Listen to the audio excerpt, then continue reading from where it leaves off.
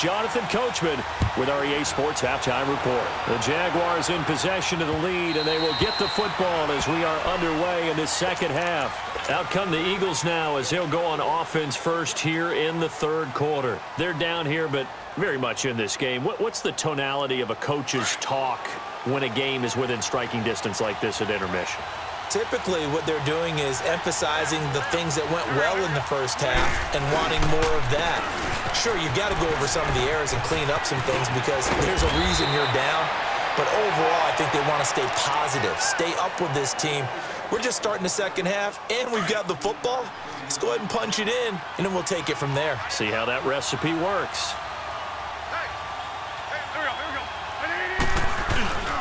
Right back to him on first down. And he's going to be met at the line of scrimmage and taken down. No gain on the play there. Second down. But it was stopped on that play. He's had plenty of carries all afternoon. Every now and then the defense is going to win one, but I don't think they'll shy away from handing it to him the rest of the game. And he'll take this one up close to about the 45. There for the tackle, the former Wisconsin Badger, Leon Jacobs.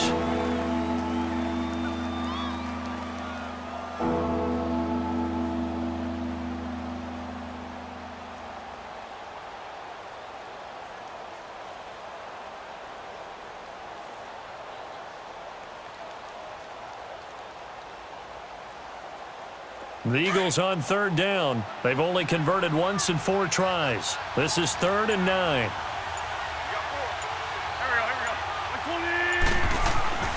Wentz going to throw. And it's knocked away and incomplete. It's been this way most of the afternoon, hasn't it? This secondary really put this receiving core on lockdown. Listen, they've worked together like a basketball team that's playing excellent defense. Great communication. Doesn't matter whether it's man or zone. And especially against deep balls, as we saw there, they're not giving up anything to them. They do go for it. It's Wentz. And this is going to be incomplete. So certainly an interesting call there to go for it. And the Jags take over in terrific field position.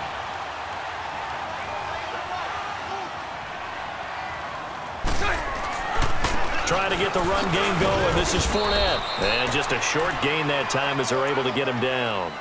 Just a yard on the pickup there, and it'll bring up a 2nd and 9. They tried a quick hitter inside, but that one was swallowed up because what they're hoping, those big defensive linemen will take the bait and move laterally and open up a crease that they can run through. Didn't happen on that play. Again, it's Fournette. Good work to pick up 7 yards there. That gets them into a 3rd and 1 situation. They're trying to show that they can run the ball and protect this lead. Give it to the backs, play a little bit of keep away, don't you think? And that's probably a good philosophy at this point, going to make that defense stand up and stop them. They'll try and run forward with Fournette. And he'll lose yardage on the play back at the 37-yard line. That'll make it 4th down after a loss of 1. I know the scouting report on him is that he doesn't possess the eye discipline to be an elite linebacker. What that means is his ability to read, react, and make a play. But on that one, he looked like one of those guys. Well, they deemed it 4-down territory, and they got 4 yards to pick up the first.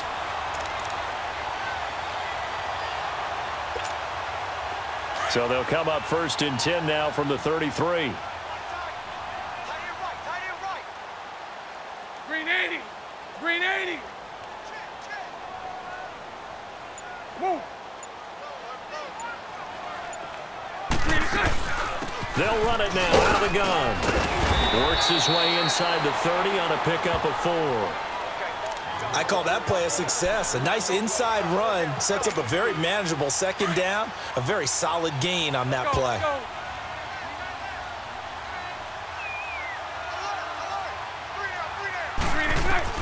On 2nd down, here's Bortles. Sharks got it left side. And he'll be brought down at the 21, just shy of the 20 in the red zone. 8 yards on the pickup there, and it moves the sticks.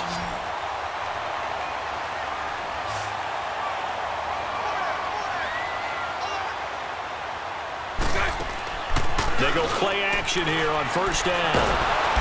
Under pressure, and he'll go down. Sacked back at the 31. Fletcher Cox with a great push up front. He picks up the sack and a loss of 8. Lucy. Move. 372. 154 right here.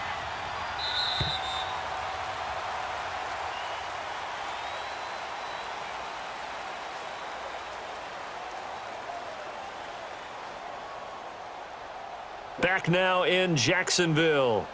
It's Jaguar football here, and they'll look to extend their lead as we begin quarter number 4. Gotta imagine the pass rush will be equally intense here on second down following the sack. It's 2nd and 18. They'll run it now out of the gun. And he'll take this inside the 30 to about the 29, maybe the 28-yard line. Nigel Bradham brings him down. Well, that didn't appear to be a run blitz. He just darted in once he saw the run develop.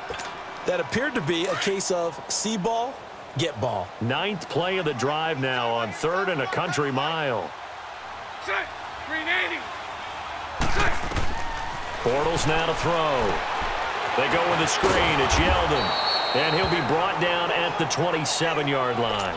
Well contained there defensively. The screen gets only a yard, and it's 4th. So on 4th down, out trots the kicker in a big spot here. This from 44 yards out, left hash. And Lambeau will put this one through, and they push the lead up to a touchdown now at 10-3. From a defensive perspective, though, I think maybe they're saying, hey, we did what we needed to do, kept this a one-score game. Yeah, without a doubt, because they were able to bleed some time off the clock, right? Put themselves in a good position, but it's not out of reach yet, okay? Being able to hold them to a field goal means that they do have a chance to come back and win this game. The Eagles offense now, they head back on the field. And on that last drive, went for it on 4th, turned it over. But good job by their defense, though. They held them to 3, but this offense, they've got to be a little bit better, a little bit more careful here.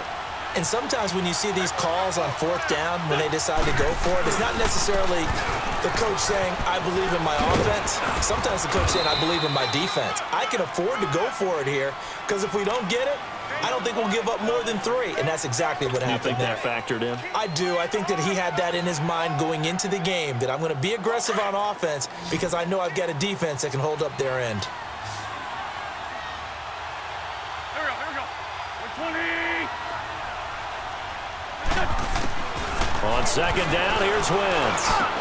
He hits his running back, Jay Ajayi.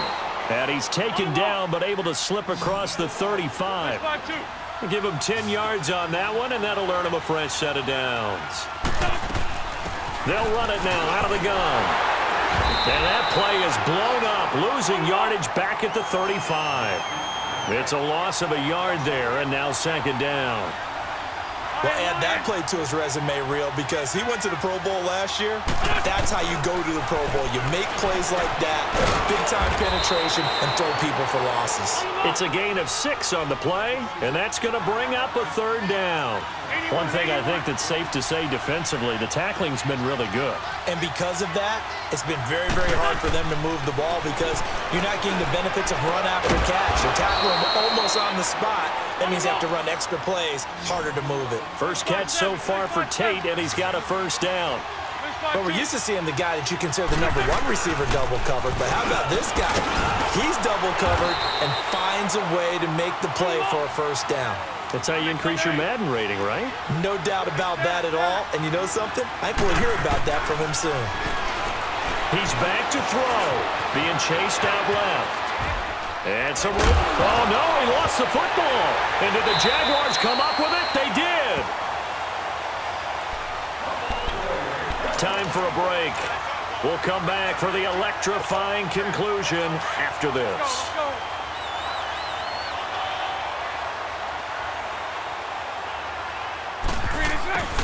Bortles going to look to throw.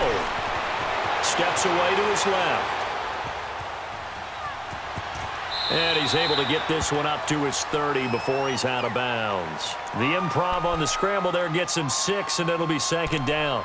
I like his thought process and his ability to move and get downfield. But what I didn't like was the final decision, to go out of bounds. They want to keep the clock moving. Instead, they give the defense an extra timeout. On second down, here's Yeldon. And he got half of what he needed there, 2 yards, and it'll bring up a 3rd and 2 more. And this is an absolutely big third down that's been set up here, partner, and there's no other way to put it. The defense has to get a stop here if they have any hopes of winning this game. Has to. You said big third down. I'd put the word big in capital letters here.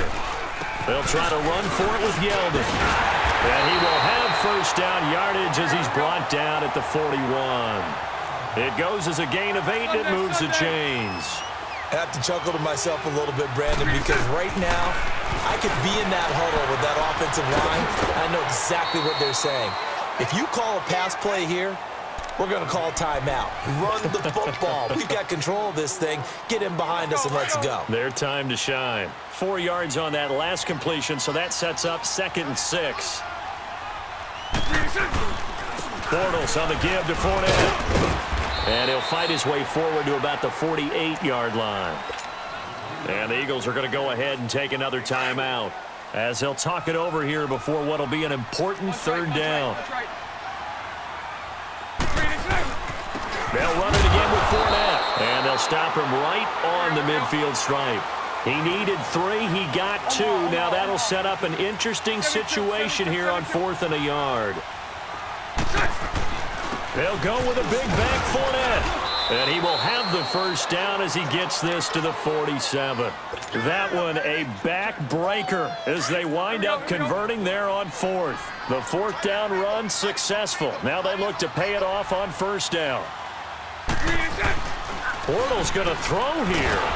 And he can't get a throw off. He's taken down. What a huge play at this point in the game. Man, he got in there so quickly, Charles. What could the offense have done to adjust and account for that? But what you're hoping is that you figure out and you see and get a clue that maybe there's going to be some pressure coming at you, and you change the blocking schemes. Maybe you go to max protection. The biggest one is maybe you bring your running back in to try and keep you clean. But in that case, that didn't happen. 0 accountability, and a sack resulted. The Jaguars on third down. They've only converted once in 4 tries. They need just a yard here. It's 3rd and 1. Here's a give to Fournette. And brought down, but not before he was able to break the tackle, and the extra effort moves the sticks. And now we won't see a play on first down. We're going to get a timeout instead. It's just their first. They've got 2 more to use here in the final stages. So a good run by Fournette. Now another 1st and 10. Lucy. Throw that. Bortles to throw. And look at this. They get the turnover. Oh, no, he lost the football. And they were hoping to get down there, get the score, and get this thing into overtime. How deflating. Absolutely. I mean, let's face it, heartbreaking. They had an opportunity, had a chance, and probably were feeling pretty good about what was going on, and that was taken away from them by their own mistake. And he's across for the late touchdown. And in the final seconds, that one should just about put a capper on this game. So a little icing on the cake there before the clock hits all zeros. What a way to finish things off. Exactly what you want. Not much time and a touchdown to put things away. Extra point tacked on by Lambeau. And the lead is now 17-3. This fielded a few yards into the end zone. Spins by. And he will be brought down here at about the 17-yard line. The Eagles offense now gets set to head back onto the field. This is just an exercise in futility. Do you even bother running a play here offensively? I wouldn't, because now is not going to erase what's happened during the game. So after it's over, you're going to go to the film, find out where the game was really lost. But this is not a situation now where you're going to make up for anything. We'll see what they do here. And Charles, you know what coaches always tell us. We want to win our home games. That much we know.